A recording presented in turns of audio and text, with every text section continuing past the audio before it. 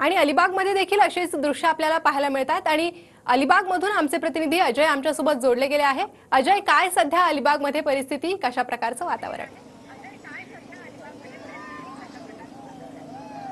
प्रणिता, खरं तर नवीन वर्षाच्या स्वागतासाठी आणि 2024च्या शेवटच्या दिवसाचा निरोप देण्यासाठी अलिबागमध्ये मोठ्या प्रमाणात जे आहे ते पर्यटक जमायला सुरुवात झालेली आहे। अलिबागमध्ये समुद्रकिनारी जे आहे तिथं बोट सर्फिंग असेल, वॉटर स्पोर्ट्स असतील, सी फूडचा आनंद असेल, अशा प्रकारे 2024च्या शेवटच्या दिवसाला पर्यटक जे आहे ते निरोप देत आहेत। खरं तर उंटाची सफारी असेल, सोबतच जहाजांची सफारी असेल, वॉटर स्पोर्ट असतील आणि त्यासोबतच बाईक रायडिंग असेल, या वेगवेगळ्या खेळांचा जे आहे ते आनंद घेत आहेत। हॉर्स रायडिंग सुद्धा इथं मोठ्या प्रमाणात होत आहे।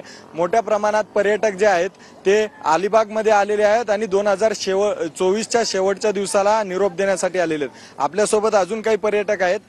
काय सांगाल, शेवटचा दिवस आहे, आखिरी दिन है, 2024 अभी खत्म होने वाला है, 25 आना है। कैसा था साल और कैसा प्लान है आपके आगे? अच्छा है, साल अच्छा गया पूरा। अभी अलीबाग में आपका क्या क्या प्लान है?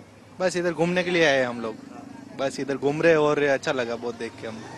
अभी इधर अगले साल का क्या प्लान है आपका? अगले साल भी जाएंगे घूमने, पर किधर फाइनल है वो कुछ पता नहीं अभी डिसीजन। खरं तर नवीन वर्षाच्या प्लॅनिंग्स आहेत, या वर्षाचा शेवटचा दिवस आहे, त्यासोबतच नक्कीच. आपण दृश्यांमध्ये नक्कीच पाहू अजय, शकता। धन्यवाद या सविस्तर माहितीसाठी।